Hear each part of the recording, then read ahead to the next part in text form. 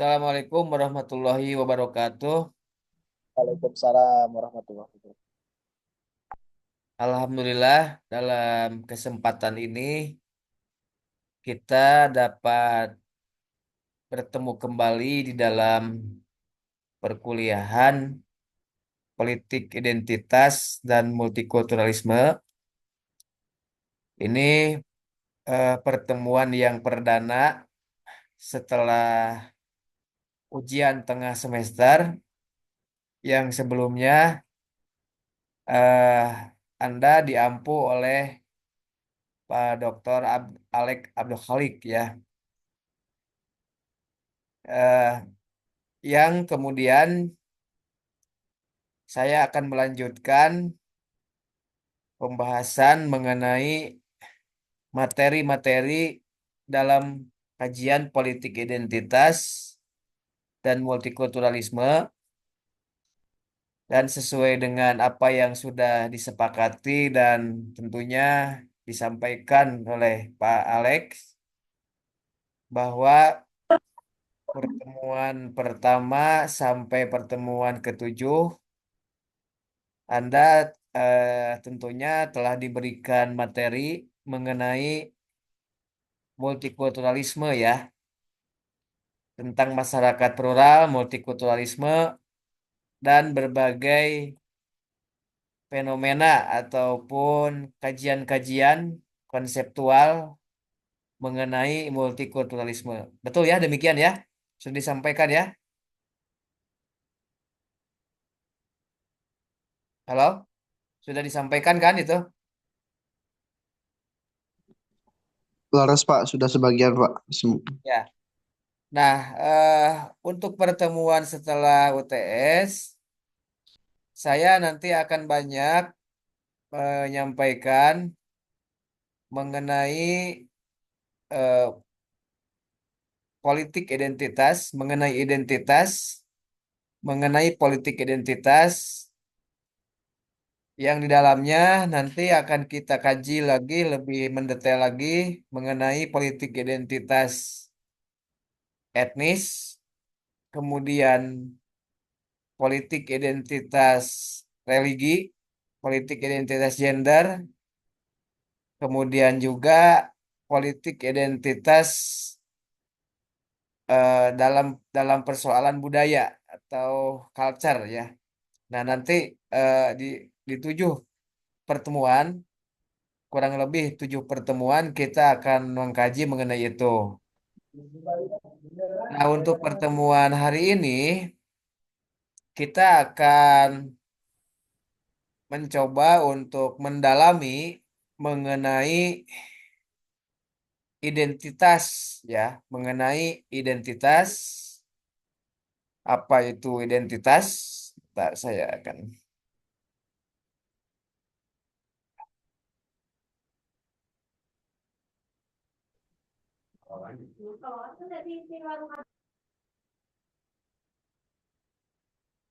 Nah, sudah terlihat ya?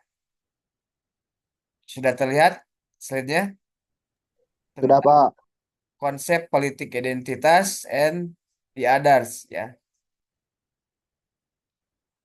Nah, untuk pertemuan-pertemuan kita mengenai politik identitas ini, jadi mungkin nanti saya ya akan banyak menyampaikan metode dengan menggunakan metode ceramah dan diantaranya nanti akan ada diskusi lah ya, akan ada diskusi penugasan-penugasan, tetapi tidak dibuat dalam bentuk kelompok ya. Tapi nanti kita akan ada di antara pertemuan itu untuk diskusi kelas. Mungkin nanti akan diberikan kesempatan bagi Anda sukarelawan yang mau eh, menyampaikan materinya mengenai hal-hal yang sebelumnya sudah dikaji gitu. Tinggal didalami ya, tinggal didalami. Jadi di antara tujuh kali pertemuan itu ada di antaranya yang disampaikan oleh rekan-rekan Anda nantinya. Sukarelawan gitu. Saya tidak akan menunjuk, tetapi berdasarkan kesediaan ya, berdasarkan kesediaan dari rekan-rekannya. Jadi siapa yang bersedia saja nanti di antara pertemuan itu. Mungkin sekitar pertemuan ke-10, 11 ya, ke-11, ke-12. Nanti ke-13-nya, ke-14-nya baru kembali lagi ke saya. Jadi sekitar ada dua pertemuan lah yang disampaikan oleh eh, rekan-rekan, oleh sebagian temannya yang mau untuk menyampaikan materi. Nah, nanti seperti itu ya. Jadi memang banyaknya mungkin materi yang akan disampaikan oleh saya gitu.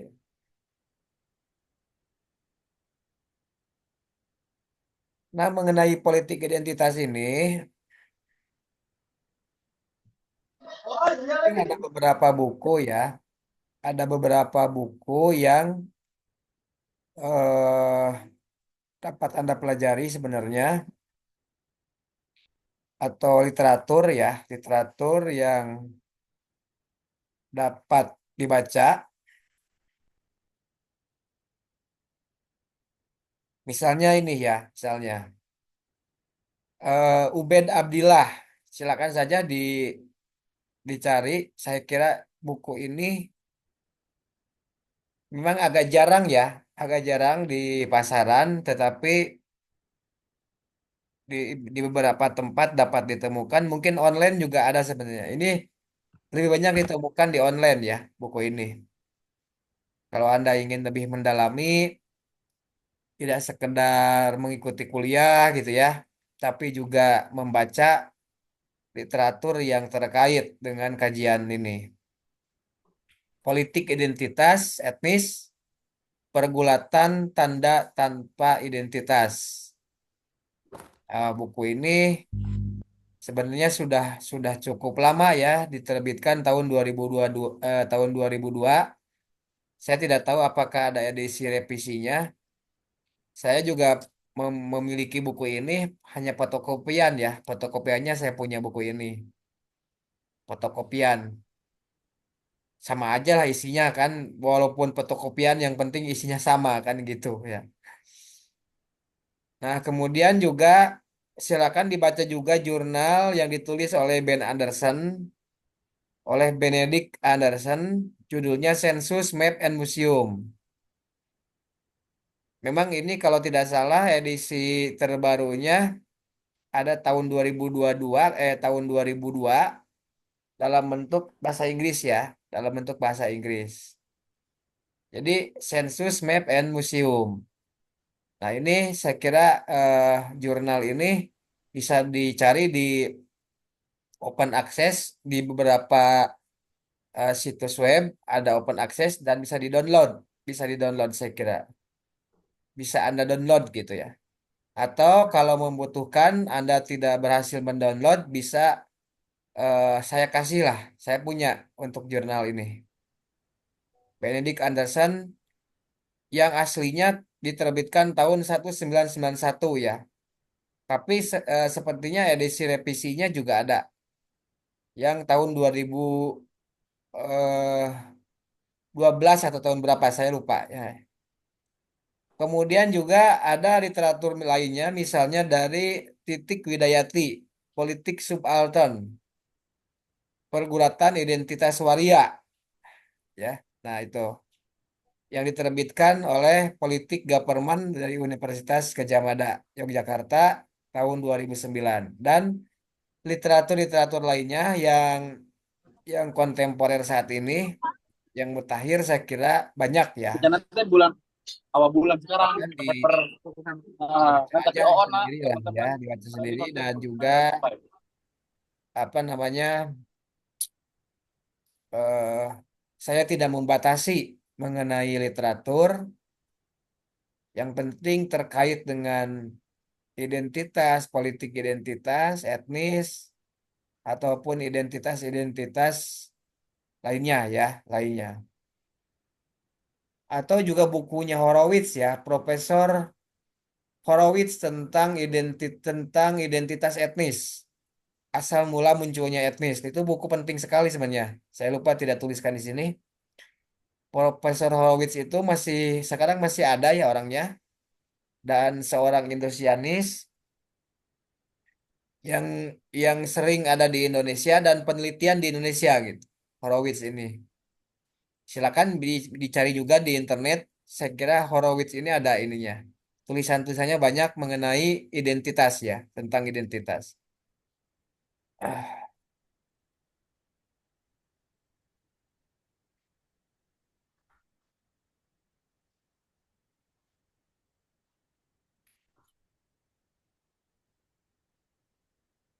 Nah, baik ya rekan-rekan, kita coba untuk pelan-pelan mengkaji mengenai apa itu identitas ya. Jadi kalau berbicara mengenai identitas sebenarnya bukan sesuatu yang baru bagi rekan-rekan. Eh, Tentunya setiap orang ataupun mahasiswa sedikit besarnya sudah mengenal ya, sudah mengenal ataupun memahami apa itu identitas.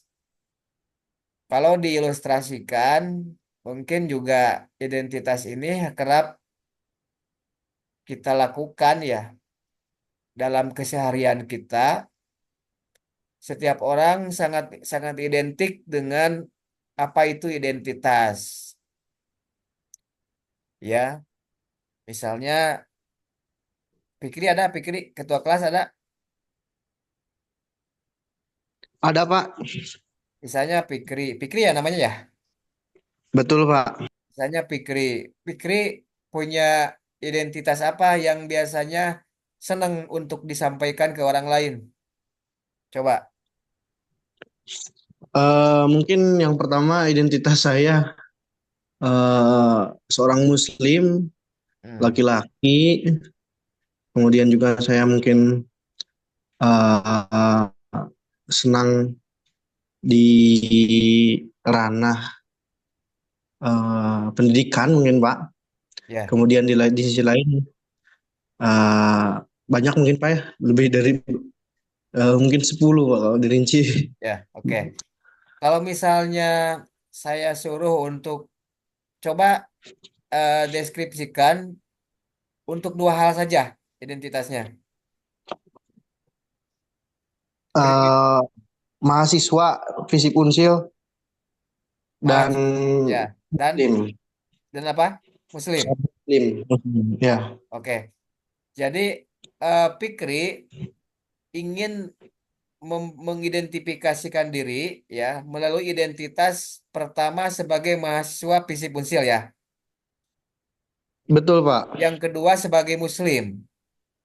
Nah, Betul. artinya mungkin dua identitas ini di dalam keseharian kehidupan Fikri coba untuk disampaikan pesan-pesannya itu kepada orang lain, baik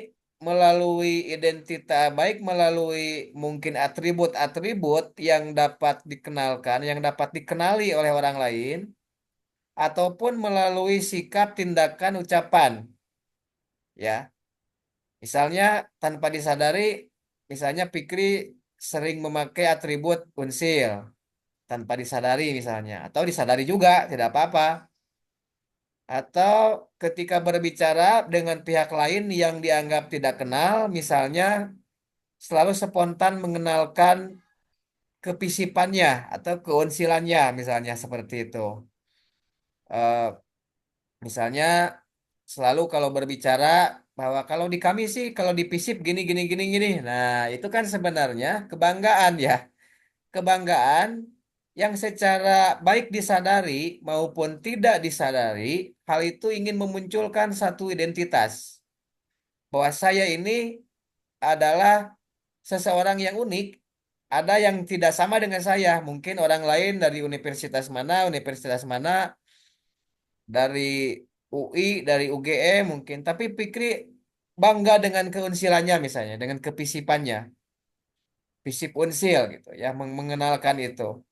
Ya tidak masalah, saya kira tentunya setiap orang memiliki keunikan, kekhasan tersendiri ya mengenai identitas ini. Makanya saya tanya seperti ini, mungkin kalau siapa lagi ketua kelas tuh? Nadia ya, Nadia. Nadia ada atau ketua kelas yang lain siapa namanya? Ajeng ya. Nah, ketua kelas dulu lah yang tanya. Ajeng misalnya. Mungkin Ajeng berbeda ya cara mengenalkannya. Kalau saya misalnya yang pertama menunjukkan bahwa Sunda misalnya, Ajeng Sundanya misalnya. Sundanya lebih dikedepankan ya sebagai prioritas utama misalnya. Tapi tadi kalau Fikri kan Visip Unsil dan Muslim misalnya. Nah, kalau Ajeng ataupun atau Nadia misalnya atau yang lain ya, Salman kalau di sini tampilannya ada Salman nih, Salman Alparis, Sylvia, Meliani. Nah, itu tentunya berbeda-beda gitu ya. Setiap orang berbeda-beda. Ada yang ingin lebih ditampilkan itu Sundanya, Jawanya, ya, suku bangsanya, ya etnisnya, atau mungkin juga jenis kelaminnya. Walaupun sebenarnya kalau jenis kelamin kan tidak usah dikenalkan juga udah tampak sebenarnya, ya. Atau misalnya dari penampilan-penampilan pakaian, ya, pakaian suka penampilan seperti apa? Apakah disuka dengan tampilan pakaian yang bebas atau pakaian yang mungkin menunjukkan hal-hal yang informal, santai dan sebagainya. Ada orang yang karakternya misalnya memakai pakaian itu senang formal. Ada orang yang karakternya itu misalnya memakai pakaian itu ya eh santai ya, santai. Memakai kaos ataupun pakaian-pakaian atau menunjukkan kebebasan. Pakaian-pakaian ada yang bolong-bolong misalnya, celana bolong-bolong dan sebagainya. Itu namanya identitas ya. Identitas yang ingin ditampilkan. Atau ada juga orang yang eh, ingin menampilkan penampilan yang ada dalam dirinya, misalnya sesuatu yang unik, misalnya seneng plontos misalnya, seneng plontos atau seneng gondrong. Sehingga ada orang yang dipanggil si gondrong tapi pelontos gitu. Dulunya gondrong gitu kan. Biasanya ada ya di kampung-kampung itu teman saya juga ada namanya si gondrong. Panggilannya si gondrong tapi orangnya udah pelontos. Tapi karena asbabun ujulnya atau asbabul wurujnya gitu ya. Sebab-sebabnya dia dipanggil gondrong karena dulunya lama gondrong. Tapi sekarang udah pelontos. Walaupun udah pelontos tetap dipanggilnya si gondrong gitu. Bahkan teman saya ada yang dipanggil si Edek ya. Edek. Edek tahu Edek ya. Bahasa Sunda itu ada Edek ya. Ternyata namanya si Wahyu sebenarnya. Tapi dia dipanggil Edek. Karena kalau kalau dia menjawab selalu selalu jawabnya tuh Edek. Edek itu bahasa Sunda di Bandung ya. Artinya atau sama dengan kata bisa. Edek tuh bisa. Jadi dia kalau kalau segala sesuatu tuh jawabnya itu bisa nggak kamu edek edek gitu ya. Bisa, edek tuh bisa. Sehingga orang kemudian manggilnya si edek aja gitu. Si edek aja gitu. Ada juga orang yang karena mungkin saking melekatnya identitasnya, kemudian biasanya orang dipanggil sesuai dengan identitas itu. Contohnya ya, contohnya misalnya eh Fikri pekerjaannya itu nanti misalnya terkait dengan bengkel, ya.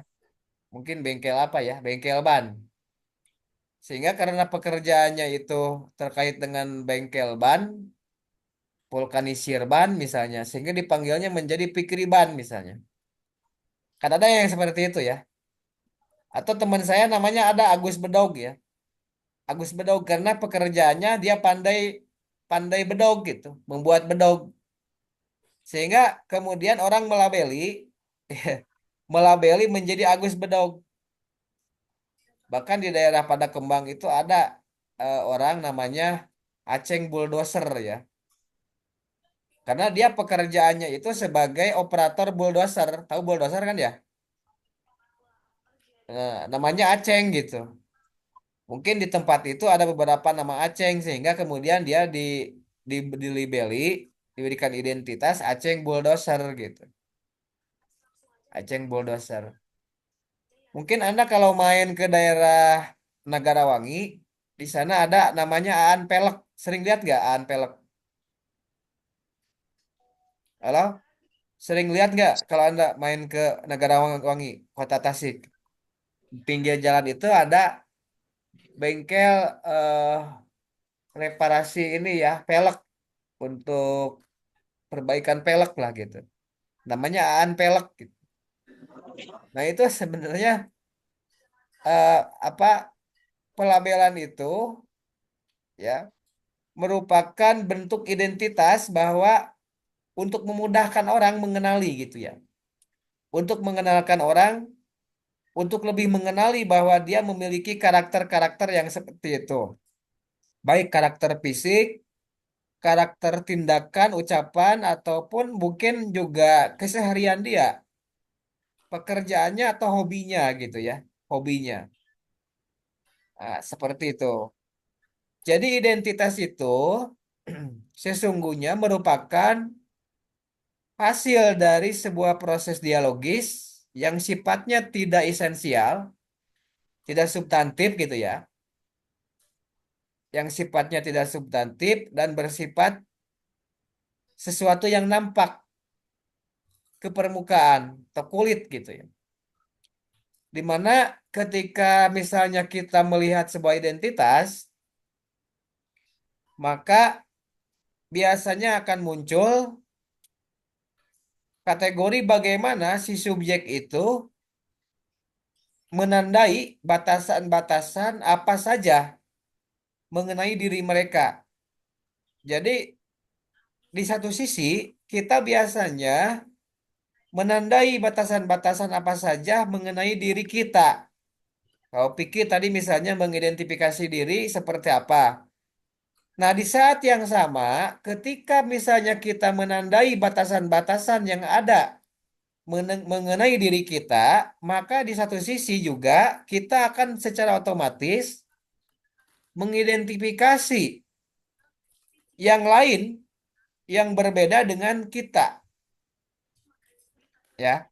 Itu alamiahnya seperti itu. Jadi ketika kita mengidentifikasikan diri kita ini sebagai misalnya Muslim ataupun mahasiswa BISIP Unsil, di satu sisi biasanya juga ada pembedaan-pembedaan dari kategori-kategori tersebut. Misalnya di lingkungan kita ada orang yang bukan Muslim. Biasa kan begitu ya.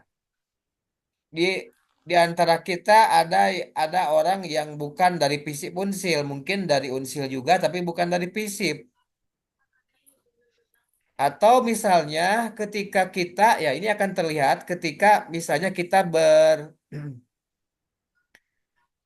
terjadi dalam kondisi kita berkunjung ke satu tempat di mana di tempat itu bukan wilayah kita. Misalnya kita orang Sunda berkunjung ke Jawa Timur. Nah, kemudian kita selalu pasti akan kikuk ya. Kikuk itu apa ya namanya?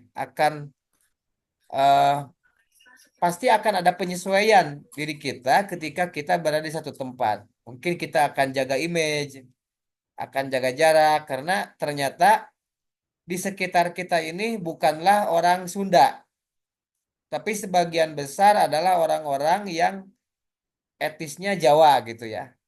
Etis Jawa, memakai bahasa Jawa, kita pasti akan menjaga diri kita ini, kita juga akan menyesuaikan gimana budayanya. Pasti pertama kali akan menjaga jarak. Tetapi ternyata di satu kondisi kita bertemu juga dengan orang Sunda di sana. Ternyata ada orang Tasik ketemu di sana tidak sengaja. Nah, pertemuan itu pasti akan membuka sesuatu yang awalnya dijaga dengan jarak tertentu, bahwa di sana itu adalah orang-orang Jawa, kita pasti akan membuka diri kita itu lebih akrab kepada orang Sunda yang berada di Jawa Timur itu. Istilahnya kalau kemudian ketemu, sesama di Tasik, gening di Tasik atau sami jeung abi gitu kan. Gening di Bandung Bumina sami jeung abi atau di Bandung mah gitu. Pasti akan semakin cair ya, kondisinya akan semakin cair, bahkan juga mungkin akan terus terbuka lagi. Kita akan mendalami lagi orang itu, kemudian eh pasti juga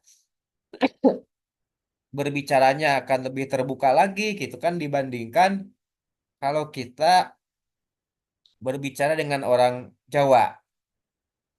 Jadi ketika satu kondisi kita menandai ada satu batasan-batasan antara kita dengan orang lain, disebutnya sebagai the others, maka kemudian juga di sisi yang lain kita pasti akan membuka jarak ya, mengidentifikasikan bahwa yang lain itu berbeda dengan kita. Itu akan secara otomatis seperti itu. Nah, itu pemisalan-pemisalan supaya lebih memudahkan bagi kita dalam mendalami eh, konsep mengenai identitas ini. Sampai sini ada pertanyaan ataupun sanggahan atau mungkin sesuatu yang ingin didiskusikan dulu, silakan.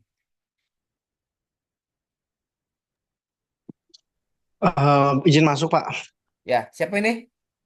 Fikri Pak. Ya, silakan Fikri.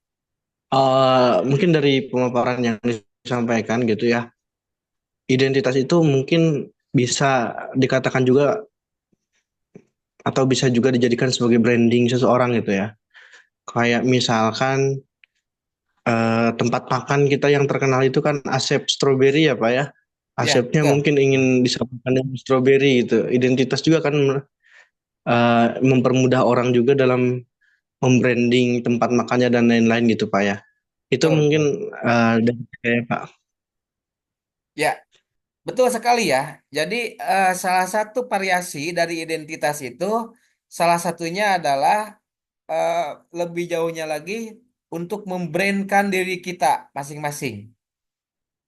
Mungkin ini akan terlihat secara nyata ketika dalam hal-hal yang terkait dengan bisnis ya, dengan ekonomi ataupun eh, mungkin keahlian ya, keahlian-keahlian tertentu. Kayak seperti tadi misalnya Aan Pelek gitu kan.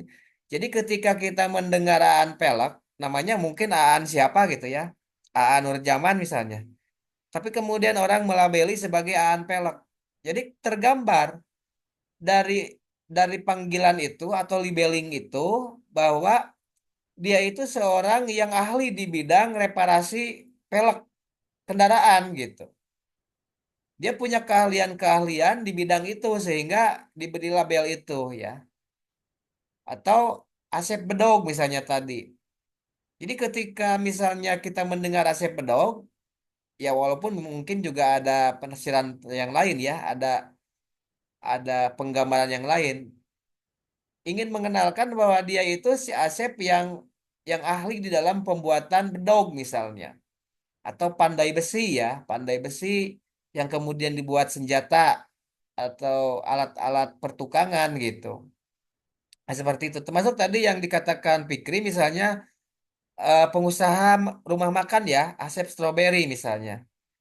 Mungkin itu juga strawberry itu mungkin juga ya brand brand Asep itu yang kemudian juga mungkin ingin ingin mengenalkan kepada orang. Strawberry itu misalnya identik dengan apa? Identik dengan buah yang segar, merah ranum gitu ya. Nah, jadi juga itu bisa saja sebagai bentuk penggambaran bahwa eh, Asep ini juga sebagai orang yang disukai banyak orang gitu ya. Disukai banyak orang, mungkin penampilannya juga menarik seperti stroberi yang kemudian dilekatkan dengan rumah makannya gitu ya. Dilekatkan dengan rumah makannya supaya misalnya rumah makan itu juga rumah makan yang segar gitu ya, menyegarkan ketika orang datang ke tempat itu menjadi tertarik, memiliki aura yang positif, segar seperti buah stroberi misalnya seperti itu. Sehingga orang tertarik untuk eh, makan di sana gitu ya. Sehingga menjadi brand tersendiri, kemudian dikembangkan sedemikian rupa ya menjadi karakter atau ciri khas ya yang dibangun mungkin dari kecil gitu. Nah, bisa juga seperti itu kan jarang sekali orang membuat brand itu dengan asosiasi eh, yang negatif gitu, yang jarang sekali karena nggak mungkin lah, justru mungkin nggak laku kalau misalnya kita bikin rumah makan mengidentifikasikannya misalnya dengan buah yang tidak enak ya, buah yang pahit misalnya, atau dengan apa gitu ya, dengan benda-benda yang eh, tidak disukai oleh banyak orang gitu. Biasanya dengan dengan apa namanya simbol-simbol yang disukai banyak orang gitu. Atau misalnya di antara Anda ada yang ikut hobi-hobi tertentu, misalnya hobinya eh, mungkin kendaraan bermotor ya, king motor misalnya, hobinya motor gitu ya. Nah, biasanya ada tim apa? Ada geng motor apa? Eh, Lambangnya misalnya geng motor itu kemudian diberikan nama geng motor hari Jaguar misalnya. Nah, geng motor Jaguar itu kan asosiasi ya, diasosiasikan bahwa mereka memiliki karakter seperti Jaguar gitu. Yang lincah, kemudian juga kecepatannya tinggi, ya, bisa bersaing dengan binatang yang lain, kecepatannya. Mungkin si geng motor itu ingin dikenali, brandnya itu ingin dikenali bahwa dia itu sebagai geng motor yang punya kecepatan dan kelincahan seperti Jaguar misalnya. Gitu ya. Jadi mau mungkin geng motor misalnya teh lambangnya lambang lambang kuya gitu ya. Lambangnya lambang kuya yang telat, yang lambat gitu kan seperti itu. Ya. Nah, mungkin itu dengan segmen yang lain kalau kuya itu gitu ya. Biasanya kalau motor kan identiknya dengan kecepatan, identiknya dengan apa sehingga biasanya brandnya itu dengan itu ya, dengan lambang-lambang yang mencerminkan kecepatan ataupun kelincahan gitu. Kayak saya misalnya saya kan aktif di komunitas pemain layangan ya. Saya aktif di komunitas pemain layangan di Jawa Barat. Karena saya hobi saya itu main layangan, layangan adu. Jadi main layangan gitu, ngadu ngadu layangan. Nah, kan itu ada klub-klubnya, ada komunitas-komunitasnya, ya, Pikri, ada komunitas-komunitasnya. Jadi mau mungkin namanya misalnya band layangan itu eh, apa namanya yang tidak terkait dengan ciri khas bermain layangan.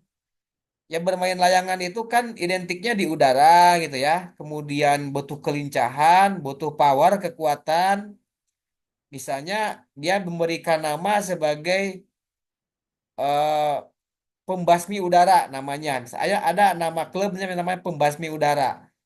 Jadi harapannya dari identitas nama pembasmi udara itu adalah dia menjuarai ataupun mampu mengalahkan musuh-musuhnya di udara, memiliki skill bermain layangan adu yang baik, mengalahkan banyak orang, sehingga namanya pembasmi udara gitu. Nah, gitu. Atau misalnya Lang Sakti. Nah, Lang Sakti, Lang itu kan identiknya terbang ya, seperti layangan itu. Lang Sakti. Sakti itu terkait dengan skill atau kemampuan dari pemain-pemainnya yang mungkin di atas rata-rata pemain biasa.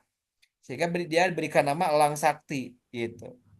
Dan pemain-pemain dan brand-brand lainnya.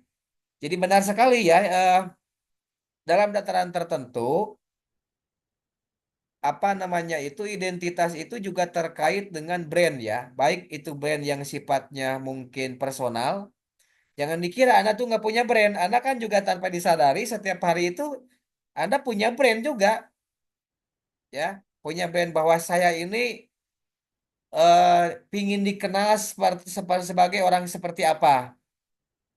Itu kan disosialisasikan ya, dikenalkan sedemikian rupa melalui pergaulan sehari-hari. Ya, bener nggak seperti itu nggak? Bener nggak seperti itu? Betul Pak. Ya, jadi itu dikenalkan melalui pergaulan hidup sehari-hari ya. Bahwa kita memiliki tipikal manusia yang seperti apa gitu ya. Kita ingin dikenali sebagai manusia yang mungkin humanis, ada yang dikenali mungkin sebagai manusia yang tipikalnya itu setia kawan gitu ya. Ada juga yang ingin dikenali sebagai seorang muslim yang ideologis. Ada juga yang ingin dikenali sebagai tipikal seorang pemimpin. Jadi terlihat dari kesehariannya. Ingin juga ada juga yang ingin dikenali sebagai mungkin aktivis gitu ya. Ada juga yang ingin dikenali sebagai orang yang perhatian. Ada juga yang ingin dikenali sebagai eh, orang-orang tertentu. Dan biasanya normalnya gitu ya. Normalnya identitas-identitas itu ingin dikenali sebagai sesuatu yang produktif dan positif. Tapi juga tidak jarang ya beberapa beberapa kasus yang ingin dikenali mungkin sebagai aktor yang antagonis. Kalau dalam istilah perfilman mah antagonis ada protagonis, ada antagonis gitu. Kalau protagonisme biasanya yang baik-baik ya, yang baik-baik yang seperti tadi saya katakan. Tapi di antaranya juga ada yang mungkin dikenal sebagai orang yang antagonis. Tapi idealnya setiap manusia itu ingin dikenali sebagai orang yang produktif bagi dirinya. Orang yang produktif bagi dirinya itu dalam arti bahwa orang mengenal dia yang di masa depannya itu pasti akan memberikan keuntungan-keuntungan bagi dirinya. Kan nggak ada juga orang yang ingin dikenali sebagai orang yang buruk ya, yang sifatnya jelek. Ada nggak orang yang ingin dikenali sebagai orang yang sifatnya jelek gitu? Mungkin beberapa kasus ada gitu ya. Tapi biasanya itu terjadi dengan tidak sengaja biasanya. Karena misalnya juga dia ada nggak orang yang misalnya dikenal sebagai orang egois, tapi dirinya sendiri dia nggak ngaku egois. Biasanya yang mengecapnya orang lain. Kalau dirinya sendiri biasanya nggak ngaku egois gitu. Kecuali dia kalau sadar ya. Kalau sadar ya, oh pada akhirnya oh saya tuh benar-benar egois nih kalau gini, jadi sadar. Tapi biasanya dia dicap egois itu oleh orang lain gitu. Atau dicap sesuatu yang mungkin jelek itu oleh orang lain. Tapi idealnya setiap orang itu ingin dikenali sebagai seseorang yang memiliki kelebihan dan produktif bagi dirinya sendiri. Sesuatu yang disukai, disenangi oleh pihak lain. Walaupun di dalam prakteknya ada juga orang yang dalam dalam dataran tertentu dia tidak sesuai dengan keinginannya, tidak disukai. Tapi begitu kehidupan, kadangkala itu menjadi karakter tersendiri ya, menjadi karakter tersendiri, menjadi ciri khas tersendiri bahwa misalnya ada orang yang dia mau pemarah orangnya gitu. Padahal dia sendiri itu sebenarnya juga nggak mau dikenali sebagai orang pemarah gitu. Tetapi mungkin ekspresi-ekspresi dirinya di dalam kehidupannya itu cenderungnya dia eh, spontan ya, spontan menunjukkan karakter-karakter dia sebagai seorang pemarah. Sehingga orang lain kemudian mengecap dia itu orang itu pemarah, orang itu mah. Nggak. orangnya serius misalnya. Bisa saja seperti itu. Tapi dirinya sendiri pun sebenarnya kan nggak mau dikatakan sebagai orang yang tidak disukai atau tidak diminati oleh pihak lain. Ada nggak orang, ada nggak orang yang kesehariannya itu tidak ingin disukai oleh orang lain gitu. Di dalam ilmu psikologi mungkin sedikit ya orang yang seperti itu, ada saja mungkin. Tapi normalnya setiap orang itu ya ingin disukai gitu oleh pihak lainnya karena ini sesuai dengan konsep bahwa manusia sebagai makhluk sosial. Kalau manusia sebagai makhluk sosial, tentunya dia ya harus disukai atau setidaknya dia mampu berinteraksi, orang kemudian tertarik untuk berinteraksi dengan dirinya. Kalau dia tidak disukai, pastinya dia tidak akan mau untuk berinteraksi dengan orang tersebut. Nah, ini ya sebenarnya menarik kalau kajian-kajian yang seperti ini karena terkait dengan kehidupan kita sehari-hari ya. Sebelumnya ada yang ingin disampaikan dulu, silakan sambil santai saja lah dialogis Eh, ini. ada Pak, boleh Ya, izin ya Pak? siapa ini? Dandi Pak. Oh iya, silakan Nandi. Ya, silakan. Sir. Sebentar Pak. Sebelumnya terima kasih atas kesempatannya ya Pak. Saya Dandi dari kelas C. Eh, Kebetulan waktu itu saya pernah membaca jurnal terkait Rich Ethnicity and Culture gitu Pak, culture. Atau bahasa Indonesianya dari etnis dan budaya yang kaya gitu. Dalam etnis dan budaya tersebut disebutkan bahwasanya memiliki pengaruh yang signifikan gitu Pak terhadap identitas politik seperti dalam penggunaan atribut yang menjadi ciri khas atau identitasnya. Bahkan etnis dan budaya dianggap sebagai fondasi karakter bangsa. Nah, yang jadi pertanyaannya adalah sejauh mana kira-kira Pak identitas etnis dan budaya mempengaruhi kebijakan politik dalam suatu negara Pak? Mungkin seperti itu Pak. Terima kasih. Ya, bagus sekali ya pertanyaannya dari Dandi Agustian. Jadi, sejauh mana identitas etnis dan budaya mempengaruhi kebijakan dalam sebuah negara ya? Nah, nanti kita sebenarnya di pertemuan ke depan salah satunya akan membahas mengenai identitas etnik ya. Jadi ada khusus kajiannya nanti mengenai identitas politik, identitas etnis. Kita juga akan mengkaji mengenai asal mula etnis ya, dan ya, asal mula etnis, termasuk juga mengkaji bagaimana hubungan etnis dengan kebijakan di sebuah negara. Jawabannya di dalam banyak kasus ya, Dandi, di dalam banyak kasus kebijakan negara itu sangat terkait erat dengan etnis itu, dengan dan budaya ya, etnis dan budaya. Bahkan pertanyaan yang mungkin bisa dikembangkan ya, kita renungkan lebih mendalam lagi, misalnya terkait dengan pertanyaan tentang kehidupan bernegara ya. Sebenarnya sih di sebuah negara itu warga negara yang asli itu yang seperti apa? Nah itu coba dijawab. Mungkin bisa bisa tidak hanya Dandi ya, yang lain juga sama. Sering ada ya dikatakan kan sekarang lagi ramai juga nih sekarang persoalan Ba'alawi. Mengikuti nggak? Ba'alawi, Saya mengikuti, Pak.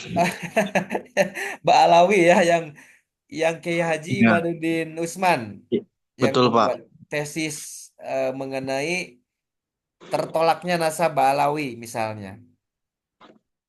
Atau juga ketika ketika Pilkada DKI Jakarta antara Anies Baswedan dengan Ahok waktu itu yang muncul politik identitas antara warga negara asli dengan etnis lain. Dalam konteks ini mungkin Cina ya, karena Ahok kan etnisnya Cina. Padahal sebenarnya juga Anies Baswedan juga Arab sebenarnya gitu ya. Nah, ini akan menjadi pertanyaan seperti ini. Sebenarnya keaslian sebuah warga negara itu di sebuah negara itu seperti apa sih yang disebut asli itu gitu? Ada yang bisa jawab nggak? Sebenarnya yang disebut Bo- asli itu yang seperti apa? Warga Boleh negara saya yang izin asli jawab nggak, itu Pak? ya gimana Dan? Kalau menurut saya warga yang penduduk asli itu bisa disebut dengan atau pribumi gitu, seperti keturunan penduduk awal dari tempat tersebut, Pak, menurut pendapat saya. Hmm.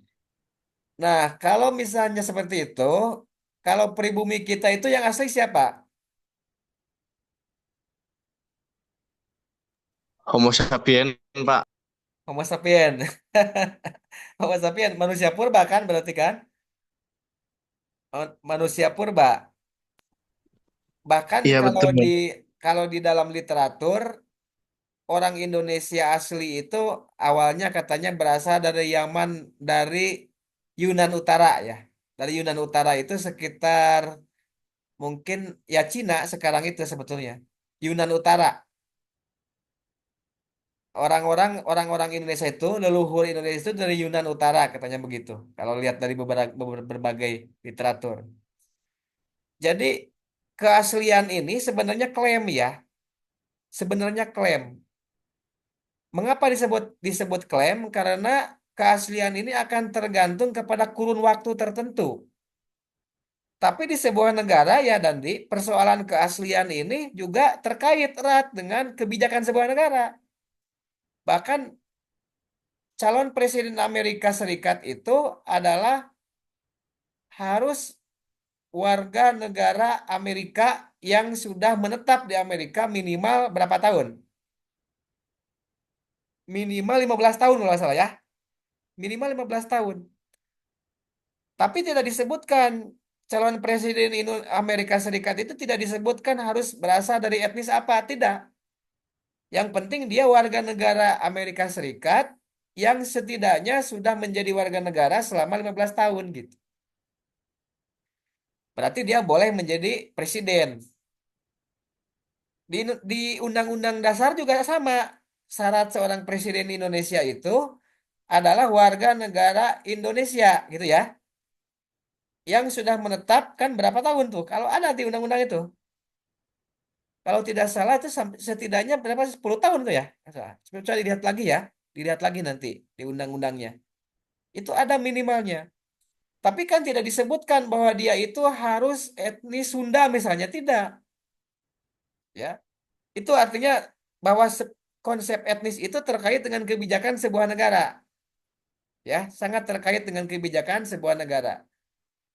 Artinya sebenarnya negara ini nanti kita lihat juga ya di konsep tentang bangsa dan negara bangsa bahwa negara itu sebenarnya melampaui etnis ya, melampaui etnis dan suku. Karena di dalam satu negara itu dia bisa terdapat beberapa etnis, terdapat suku bangsa. Tetapi ya tentunya menjadi debatable sampai saat ini.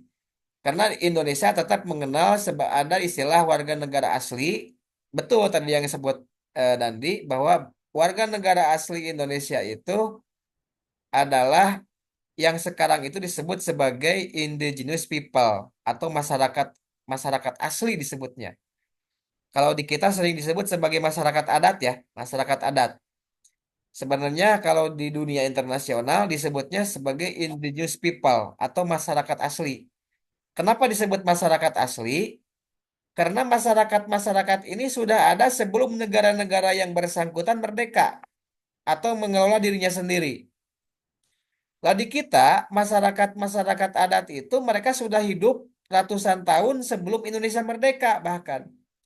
Sebelum ada NKRI, sudah dikenal adanya orang-orang Baduy. Sudah dikenal adanya orang-orang eh, apa di Jawa Timur ya, Bairawa misalnya. Sudah dikenal kerajaan-kerajaan Hindu, Hindu-Buddha, Pajajaran, Majapahit dan sebagainya. Dan itu menjadi cikal bakal Indonesia sebagai negara yang dikenal sebagai Nusantara saat ini gitu. Bahkan kalau kita tanya, ada masyarakat adat seperti Kampung Naga, ternyata Kampung Naga itu sudah ratusan tahun berdiri sebelum Indonesia merdeka 1945. Ya sejarahnya misalnya bisa ditelusuri dari prajurit-prajurit Mataram yang kalah perang waktu itu ya, yang kalah perang melawan POC di Batavia, kemudian tidak berani untuk pulang ke Mataram katanya gitu ya. Sehingga mereka menetap di sebuah tempat di daerah Tasikmalaya, Salawu, perbatasan antara Garut dengan Tasikmalaya yang sekarang dikenal sebagai Kampung Naga. Kemudian juga di Ciamis ada Kampung Kuta ya, ada Kampung Kuta yang ternyata Kampung Kuta itu sudah punya kuncen sampai saat ini itu kuncen itu pemimpin masyarakat adat ya yang sudah masuk ke 12 kuncen. Kalau dirata-ratakan saja mereka umurnya 70 tahun, 70 tahun kali 12 saja ya. Itu udah berapa ratus tahun mereka berdiri? Mungkin sekitar 700 tahunan. Kalau dirata-ratakan saja 70 tahun usianya satu kuncen. Berarti sudah 700-an tahun. Indonesia sampai saat ini sudah berapa ratus tahun kita berdiri sebagai negara kesatuan Republik Indonesia. Baru 70 tahun ya kita. Baru 70 tahun. Dan itu tidak satu, bahkan tidak hanya ada di Indonesia. Jadi istilah masyarakat asli itu di negara-negara dunia yang lain juga ya, termasuk Amerika Serikat sekalipun.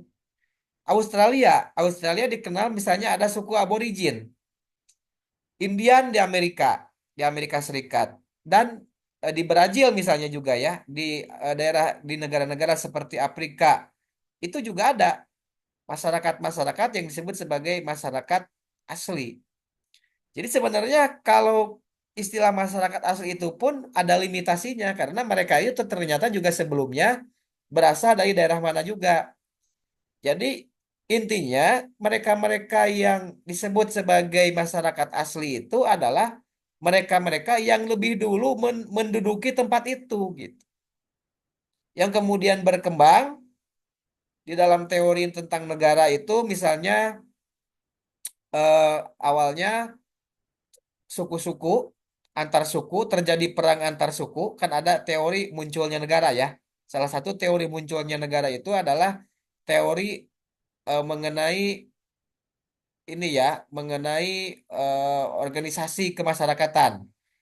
Mereka berasal dari suku-suku, kemudian di antara suku itu terjadi perang suku, di antara terjadi perang suku itu kemudian muncullah negara-negara kecil yang dipimpin oleh seorang raja.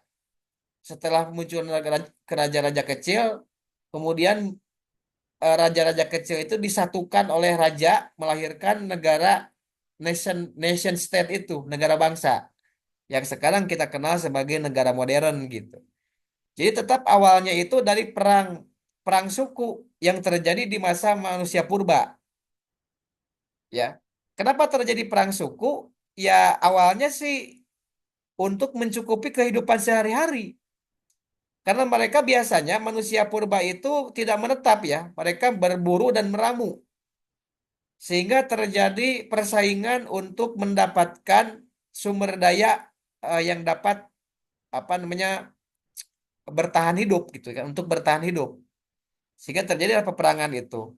Terjadi peperangan, kemudian ada taklukan, ada penakluk dan ada yang ditaklukkan. Setelah ada penakluk dan ada yang ditaklukkan, muncullah Riz ya, istilahnya Riz itu kerajaan. Kerajaan yang dipimpin oleh raja-raja itu. Muncullah kemudian peradaban Yunani Romawi kuno yang waktu itu merupakan kerajaan-kerajaan terbesar di dunia, negara adik kuasanya waktu itulah. Ada Yunani, ada Romawi kuno, ada Mesir kuno, ada kebudayaan Persia, Babilonia, kemudian Mesopotamia, ya. Ada yang terkenal misalnya raja waktu itu Makedonia, Alexander the Great misalnya, yang dianggap menguasai 3/4 dunia. Sampai kemudian lama berselang, muncullah zaman modern seperti negara-negara muncul Britania Raya, muncul kemudian belakangan ini Amerika Serikat sampai saat ini. Amerika Serikat itu kan waktu itu juga merupakan jajahan Inggris ya. Jadi Amerika Serikat itu aslinya suku Indian, orang-orang eh, yang kebudayaannya kebudayaan Inka, Maya, dan Aztec. Kebudayaan Inka, Maya, dan Aztec. Manusia purba sama sebetulnya. Bahkan dijajah oleh orang Inggris. Makanya di Amerika itu banyak orang Inggris yang sampai sekarang yang menetap di Amerika. Dan plural sebetulnya di Amerika tuh ada orang-orang suku Yahudi, ada Inggris, segala macam. Termasuk juga Australia. Nah, kita nanti akan bahas beberapa teori mengenai asal mula munculnya etnis itu. Beberapa teori asal mula kenapa muncul Sunda, Jawa, seperti itu. Kan kalau dalam Indonesia modern, orang-orang asli Sunda, orang-orang asli Indonesia itu adalah Sunda, gitu ya.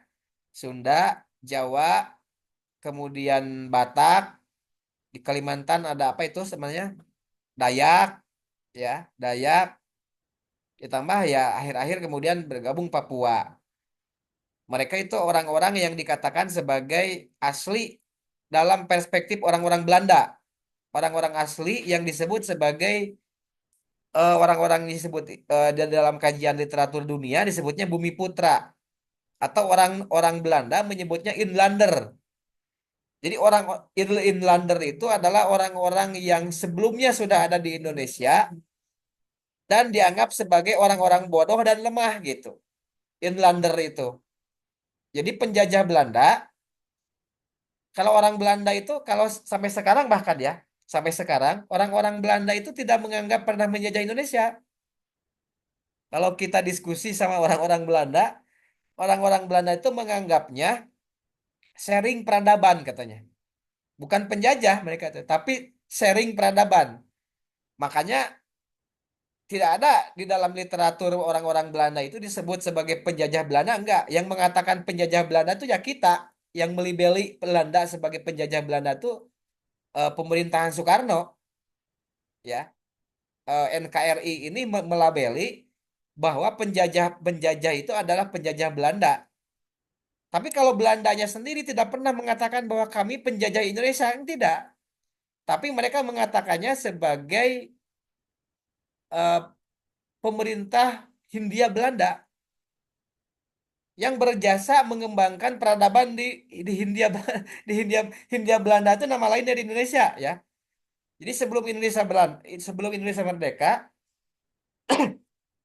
Indonesia itu dilabeli sebagai Hindia Belanda yang merupakan koloni dari kerajaan Belanda. Makanya namanya itu penjajah Belanda itu kalau dalam literatur dunia disebutnya kolonialisme Belanda. Kalau Inggris namanya imperialisme Inggris. Itu harus benar ya menyebutnya. Kalau Inggris namanya imperialisme Inggris atau sekutu. Karena dipimpin oleh Imperium Inggris Raya. Dipimpin oleh Imperium Kerajaan Inggris Raya. Kalau Belanda namanya kolonialisme Kerajaan Belanda. Makanya Indonesia itu sebagai koloni Belanda gitu. Nah, jadi dari hal ini saja sebetulnya dapat dianalisis sedemikian rupa ya, Dandi. Jadi pertanyaan tadi luar biasa, bagus sebenarnya. Bahkan dari banyak hal persoalan etnis, persoalan apa itu namanya, termasuk kalau kita mengkaji tentang Sunda, Sunda itu aslinya bahkan orang-orang Sunda itu aslinya dari India. Kalau dilihat atau dilacak dari sejarah Sunda, itu aslinya dari India. Kalau Sunda itu diambil dari ibu kota sebuah negara, yaitu Sundapura, yang di dalam literatur mengenai kerajaan tertua di Indonesia itu ada di abad kedua Masehi. Namanya Kerajaan Salaka Negara. Ibu kotanya Sundapura, berasal jadi Sunda itu berasal dari kata ibu kota Kerajaan Salaka Negara yang saat ini berada di Banten. Kurang lebih Banten gitulah wilayah Banten. Yang kemudian di abad ketiga dilanjutkan menjadi Kerajaan Tarumanegara. Tarumanegara itu rajanya asalnya dari India. Purnawarman itu kan terkenal ya. Ada Purnawarman itu raja termasyhur dari Kerajaan Tarumanegara. Itu dari India. Yang kemudian menikah dengan orang-orang Sundapura. Yang melahirkan sekarang apa yang disebut sebagai eh, leluhur dari orang-orang Sunda. Tarumanegara itu kemudian dilanjutkan menjadi kerajaan Sunda, Sunda Galuh, dan terakhir Pajajaran itu yang sekarang namanya ada bahasa Sunda segala macam gitu ya. Nah, agamanya dulu gabungan antara Hindu, Buddha, dan agama leluhur yang ininya berbasis kepada agama animisme dan kepercayaan animisme dan dinamisme. Muncullah apa yang disebut sebagai Sunda Wiwitan. Jadi Sunda Wiwitan itu gabungan dari Hindu, Buddha, dan agama leluhur. Sekarang miniaturnya masih ada di Baduy ya. Miniaturnya, nah nanti Anda belajar nanti kan mau ke Baduy katanya. Nah, belajar mengenai asal mula dari suku Sunda itu ya Baduy, suku Sunda yang asli itu Baduy itu. Ya, suku Sunda yang asli itu sebenarnya gitu. Termasuk agamanya juga ada agama leluhur itu. Itu nanti ya, saya kira ya. Baik, Bapak. Terima kasih banyak, Pak. Ya, ya kita lanjutkan dulu sementara terkait dengan identitas, karakter identitas. Jadi, identitas ini dapat berasal dari berbagai hal ya. Misalnya juga biasa bisa berasal dari agama, bisa berasal dari ideologi, bisa berasal dari hobi atau kecenderungan kesukaan, etnis, dan suku bangsa, bisa juga dari komunitas-komunitas lainnya atau komunitas-komunitas tertentu. Nah, jadi bisa dari agama, ideologi, hobi, kecenderungan, kesukaan, bahkan pekerjaan ya. Pekerjaan. Misalnya kalau dari hobi itu ada komunitas Vespa Gembel. Ada ya? Ada di sini pengikutnya. Di sini yang menjadi pengikut Vespa Gembel ada nggak? Nggak apa-apa, nggak bakalan pengaruh ke nilai. Ini mah untuk menjelaskan aja. Nah, setiap setiap identitas itu, setiap komunitas itu memiliki identitas masing-masing. Misalnya Vespa Gembel. Unik juga tuh Vespa Gembel. Disebut Vespa Gembel karena mereka menumpangi Vespa-Vespa yang rongsokan, dianggap rongsokan dan dianggap sudah tidak layak dan biasanya dihiasi dengan sampah-sampah gitu ya.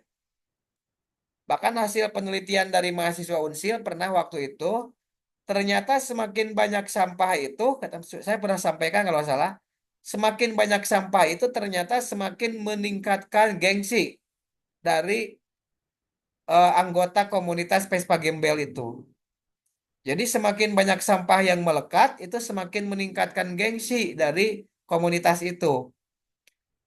Mengapa? Karena ternyata mereka juga ada pesan yang ingin disampaikan ya melalui identitas itu, bahwa ada banyak orang yang memiliki tampilan yang bagus, rapi, tetapi tidak peduli kepada kebersihan, atau mungkin berdasi, atau mungkin pekerjaannya sangat layak, tetapi tidak peduli terhadap kebersihan, tidak peduli kepada sampah-sampah yang menggunung di mana-mana. Tapi mereka ingin memberikan pesan bahwa coba lihatlah kami, orang-orang yang sepertinya sampah masyarakat, pakai baju yang compang-camping, terlihat kotor, tetapi kami sangat peduli terhadap kesehatan, sangat peduli terhadap kebersihan lingkungan dengan cara memunguti sampah-sampah yang berada di jalanan. Itu sebenarnya ada kritik sosial juga terhadap kondisi yang ada gitu ya. Nah, dia bisa berasal dari agama, bisa berasal dari ideologi. Identitas yang berasal dari agama, misalnya dia kalau Islam, misalnya ada yang Islam salafi, berjenggot, memakai celana cingkrang, ataupun juga mungkin memakai hiasan-hiasan ya seperti tadi dan dikatakan ada hiasan-hiasan tertentu. Misalnya memakai baju gamis ataupun membawa ini ya tasbih. Kalau Wali Songo kan identiknya dengan seperti itu ya Wali Songo tuh kalau di film-film bahwa seolah-olah Wali Songo itu memakai baju yang panjang-panjang, gamis, berwarna putih-putih gitu ya. Kemudian juga membawa tasbih ya, membawa tasbih dan sebagainya. Itu sebenarnya simbol ya, identitas untuk mengenalkan bahwa dia adalah seorang yang berasal dari agama tertentu, tokoh agama tertentu. Makanya kalau ke masyarakat adat, Anda akan menemukan hal yang unik ya. Misalnya seorang pemimpin itu memiliki ciri khas, dia pakai kalau Sunda ya, di masyarakat adat Sunda, dia memiliki ciri khas pakai baju pangsi misalnya hitam-hitam, kemudian memakai ikat, dalam di Sunda itu namanya ikat barang belang semplak ya. Dan ada simbol-simbol lainnya yang menunjukkan bahwa dia sebagai pemimpin. Suku Sunda juga punya ciri khas, baik ciri khas bangunan, ciri khas pakaiannya, ya. Suku Jawa juga demikian, ada senjatanya ciri khasnya misalnya kujang di Jawa Barat, keris di Jawa di Melayu dan juga di Jawa, ya. Ada senjata-senjata lain ya seperti karambit ya di daerah mana karambit itu? Sumatera ya. Kemudian juga di Madura ada senjata seperti celurit dan sebagainya. Nah, itu sebenarnya sampai sekarang ada dan di dalam ritual-ritual tertentu seperti ritual pernikahan atau ritual yang memperlihatkan adat sebuah etnis atau sebuah budaya tertentu diperlihatkan. Itu fungsinya apa? Fungsinya untuk mengenalkan karakter sebuah identitas ya. Karakter sebuah identitas. Nah, identitas juga dapat menjadi petanda pertemanan dan permusuhan. Jadi, makanya kalau di dalam perang ya, di dalam perang itu biasanya perang itu membawa pataka ya. Pataka itu sejenis bendera lah gitu ya. Itu fungsinya untuk apa? Untuk identitas, kebanggaan. Bahkan biasanya si pemimpin itu dia membawa pataka dan pataka itu ketika si pemimpinnya jatuh dikalahkan maka diberikan kepada pemimpin yang lain sebagai simbol bahwa ketika pataka itu jatuh maka akan kalah. Ketika pataka itu masih bisa dikibarkan, maka prajurit belum belum belum benar-benar dikalahkan gitu. Nah, menjadi simbol seperti itu. Ini menjadi tinjauan filosofis kenapa kalau perang itu juga ada petaka-petaka yang seperti itu ya. Ada simbol-simbol bendera-bendera yang dibawa yang menunjukkan kehormatan dan juga menang atau tidaknya perang ya. Misalnya Anda bisa melihat konsep perangnya orang-orang Hindu Baratayuda ya, perang Baratayuda antara eh, Pandawa dengan Kurawa misalnya. Dalam perang Baratayuda kan ada cerita yang seperti itu ya. Di tradisi Hindu, di tradisi Hindu eh, sebenarnya konsepnya seperti itu gitu. Jadi banyak konsep-konsep di Hindu itu yang sebenarnya juga menjadi kajian-kajian utama dalam politik identitas dan multikulturalisme. Identitas dapat menjadi perhimpunan yang fanatik, namun bisa juga cair. Ya, ini bisa terlihat misalnya eh, kita dapat menemukan perkumpulan-perkumpulan primordialisme yang itu ada yang cair, ada juga yang fanatik ya, ada yang fanatik. Misalnya kita bisa menemukan seperti ikatan apa namanya Betawi Rembug. Apa ya Betawi Rembug itu ada. Kemudian juga apa itu perkumpulan mahasiswa Sunda di Jawa Tengah atau di Jogja misalnya. Nah, jadi ada perkumpulan-perkumpulan primordial baik yang cair maupun sampai kepada perkumpulan identitas yang fanatik ya, yang fanatik. Jangankan itulah persoalan bola aja bisa ada fanatiknya tuh yang bola itu juga. Persib, ada kan yang Persib ya? Pendukung Persib yang fanatik kan ada. Pendukung The Jack yang fanatik kan ada juga ya. Padahal itu berasal dari identitas kesukaan senang main bola aja padahal. Apalagi hal-hal yang lebih ideologis yang lain.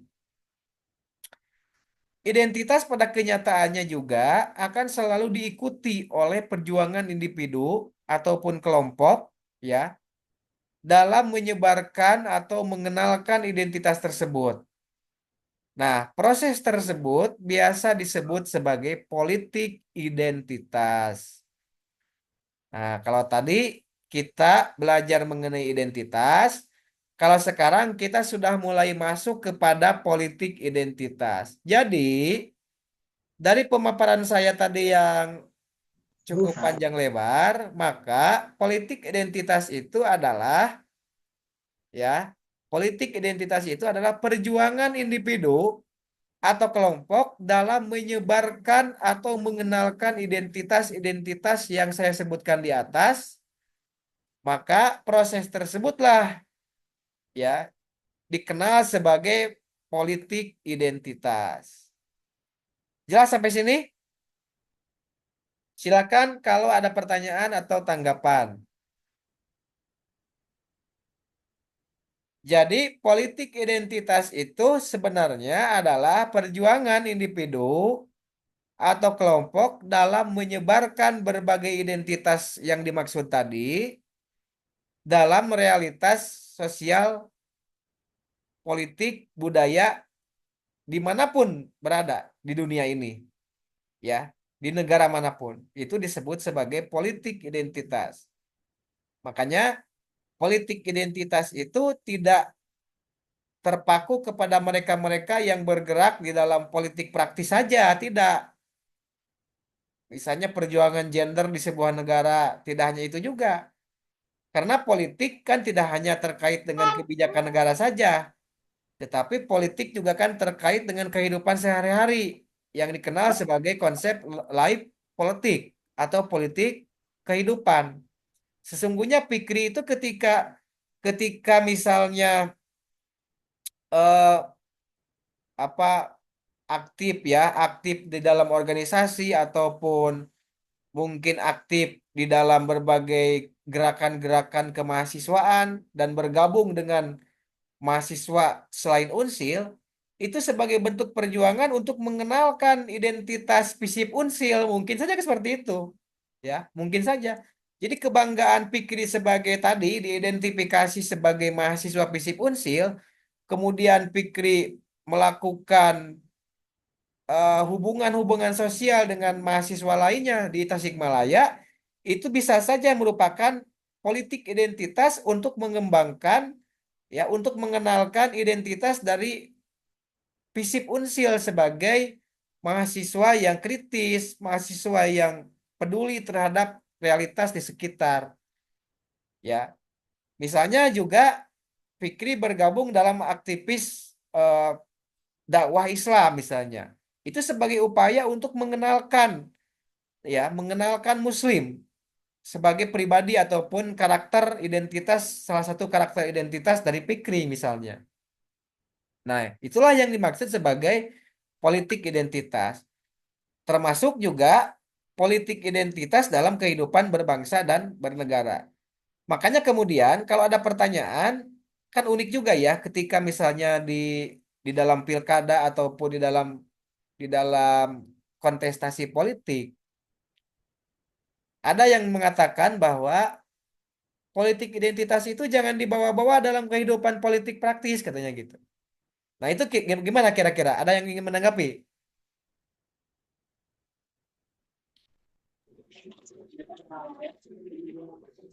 Jadi politik identitas itu bukan bukan janganlah dibawa-bawa dalam kehidupan praktis. Politik identitas itu senyatanya pasti akan ada dalam kehidupan praktis, termasuk di dalam kehidupan politik kenegaraan. Pasti seperti itu, ya. Dan itu sesuatu yang alamiah dan wajar. Biasa, ya, biasa. Yang tidak boleh itu adalah ketika identitas-identitas tertentu dijadikan alat untuk kepentingan politik kekuasaan seseorang. Itu yang tidak boleh karena akan kontraproduktif. Misalnya Islam dibawa-bawa untuk eh, menggayat suara orang-orang Islam bahwa mungkin Islamnya Anies itulah yang terbaik, yang lain eh, jahat. yang lain Islamnya sesat misalnya seperti itu. Nah, kampanye-kampanye untuk mengenalkan yang seperti itulah yang kontraproduktif karena akan menimbulkan permusuhan dan polarisasi yang terus-menerus itu gitu.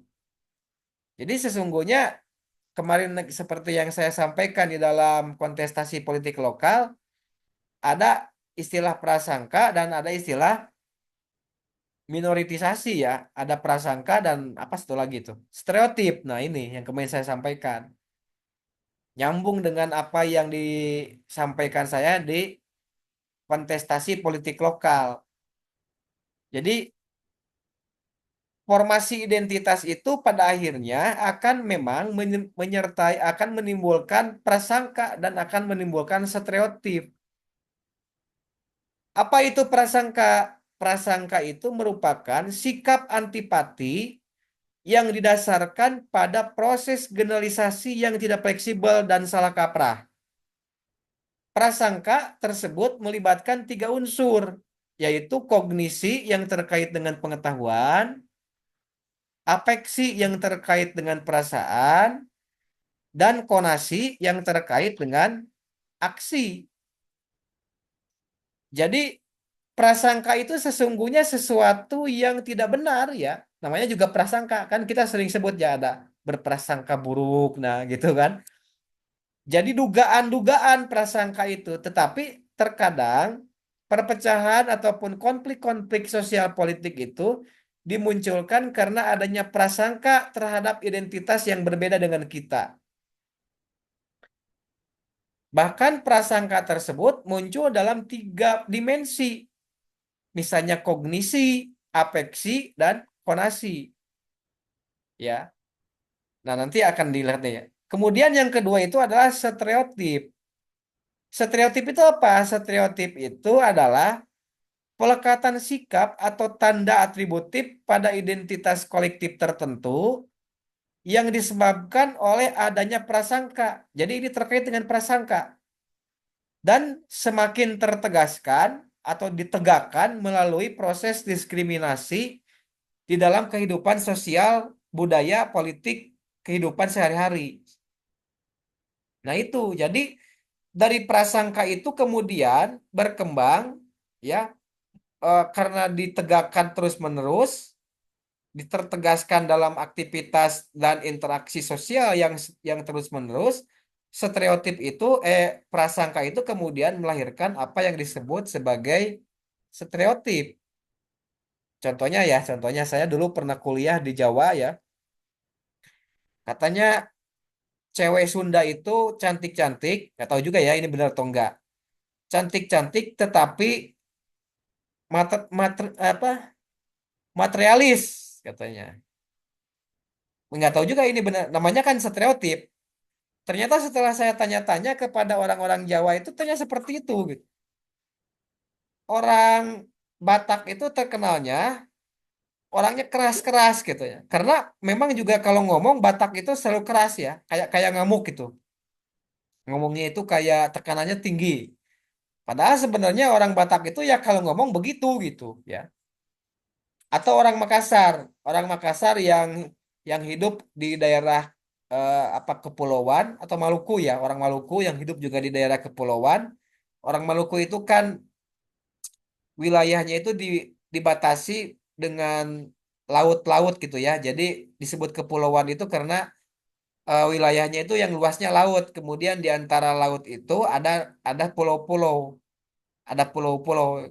Jadi kayak Maluku Utara, Maluku itu seperti itu tipikalnya. Tipikalnya daerah kepulauan.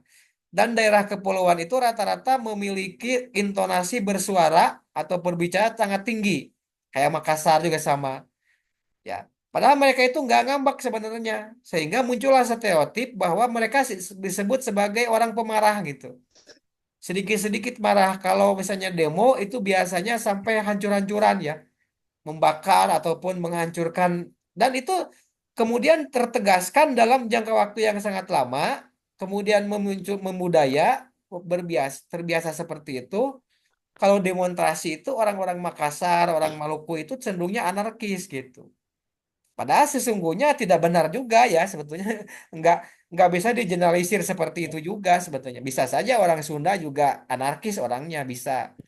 Tapi eh, stereotip ini juga bisa kemudian mengarah kepada kebenaran, bisa juga salah gitu ketika ternyata di lapangan tidak tidak sepenuhnya seperti itu, gitu.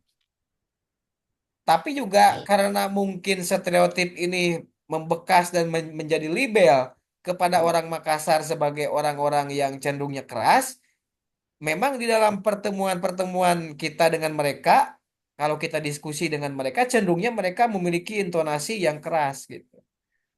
Seperti ngambek lah gitu ya. Saya sering berinteraksi dengan mereka di dalam banyak pertemuan, termasuk organisasi. Saya pernah ikut organisasi. Memang cenderungnya tuh emosian, orangnya tuh kayak emosian gitu. Ya, ya. Saya pernah ikut kongres salah satu organisasi mahasiswa di Makassar. Itu emosian cenderungnya tuh orangnya itu gitu ya. Berbeda dengan orang Sunda yang lebih lebih tenang, tetapi ngomong tukangen biasanya orang Sunda mah. Terkenalnya itu pemalu tapi ngomong tukangen gitu. Beda dengan orang Makassar, dengan orang Batak yang kalau ada hal yang tidak suka itu langsung berbicara frontal di depan. Nah, itu ya menjadi ciri khas tersendiri gitu ya. Menjadi ciri khas tersendiri. Nah, efek prasangka ini pada gilirannya juga melahirkan apa yang disebut sebagai diskriminasi ya. Kemudian juga melahirkan ketidakadilan antar kelompok dalam berbagai proses sosial yang ada, melahirkan minoritisasi ya. Nah, dan minoritisasi inilah yang kemudian melahirkan penaklukan, penjajahan ya, melakukan penaklukan, pencaplokan, okupasi. Waktu itu ketika terjadi Enlightenment di Eropa, masa pencerahan di Eropa, orang-orang Eropa itu kemudian menguasai berbagai teknologi dan melakukan perjalanan-perjalanan ke wilayah lain di dunia ini. Misalnya perjalanannya Christopher Columbus ke Amerika, kemudian perjalanan Vasco da Gama ke wilayah-wilayah Asia, Asia Tenggara, yang nantinya melahirkan penjajahan Portugal, melahirkan penjajahan Portugal, Spanyol gitu ya. Termasuk juga eh, orang-orang Belanda mengetahui ada wilayah yang disebut sebagai Hindia Belanda atau Indonesia saat ini gitu. Nah, jadi mereka menganggap bahwa orang-orang yang berada di wilayah yang mereka kunjungi itu adalah orang-orang yang lemah, orang-orang yang tidak punya pengetahuan, sehingga mereka kemudian dijajah gitu ya. Dijajah sebagai orang-orang yang lemah, kemudian mereka dipekerjakan dalam kerja rodi, dipekerjakan orang-orang Jepang mengerjakan eh, wilayah-wilayah jajahannya sebagai Romusa dan seterusnya. Mereka bekerja tapi tidak dibayar.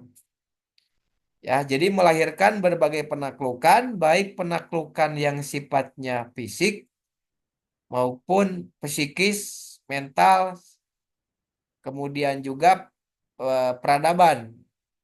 Sekarang kalau penjajahannya sifatnya fisik, mungkin sudah sangat minim di dunia ini, sudah tidak ada lagi penjajahan yang sifatnya fisik. Tetapi jangan dikira penjajahan saat ini pun masih terjadi dalam bentuk penjajahan kebudayaan dan penjajahan ilmu pengetahuan dan budaya ya dan budaya. Itu saya kira ya untuk pertemuan kita saat ini. Kalau ada yang ingin ditanyakan ataupun ingin berpendapat, menyampaikan gagasan dan sebagainya, saya persilakan.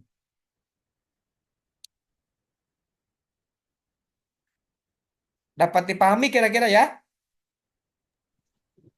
Bisa Pak, terima kasih Pak. Ya, Ada gambaran itu. oke. Jadi itu ya yang dapat saya sampaikan. Kalau tidak ada pertanyaan, tidak apa-apa juga. Tadi sudah ada yang bertanya dan pertanyaannya bagus. Kita akan lanjutkan minggu depan dalam materi selanjutnya ya mengenai politik identitas etnis. Ya, politik identitas etnis. Saya rencananya minggu depan akan mengkaji mengenai politik identitas etnis, dan minggu depannya lagi akan mengkaji tentang mungkin masyarakat adat ataupun identitas agama ya, yang nanti akan saya lempar kepada salah seorang di antara Anda yang akan menjadi sukarelawan untuk menyampaikan wacana itu. Tapi minggu depan saya sampaikan ada persiapan selama seminggu untuk membuat slide-nya, yang tentunya juga nanti tetap akan kita bahas juga, akan saya bahas juga, akan akan kita lengkapi pembahasannya melalui kajian ataupun uraian dari saya gitulah seperti itu. Baik ya, kalau memang benar tidak ada yang bertanya, saya akan cukupkan kuliah untuk minggu ini mengenai politik identitas, dan slide-nya akan saya bagikan di grup WA. Kemudian untuk rekaman dari perkuliahan ini dapat diakses di YouTube saya ya. Ya biar Anda nonton YouTube saya juga lah ya gitu ya. Ya walaupun itu dapat di-download ya, di YouTube-nya dapat dapat download nggak kayak yang kemarin itu. Nanti Dapat Pak. ya Bisa, nanti Pak. saya Siap. berikan akses untuk dapat di-download ya, supaya Anda juga menonton di YouTube itu dan menambah visitor gitu ya. Seperti itulah kira-kira. Baik, kalau memang tidak ada pertanyaan, terima kasih atas segala perhatian. Semoga kuliah kita, walaupun diselenggarakan secara daring, dapat memberikan ilmu baru.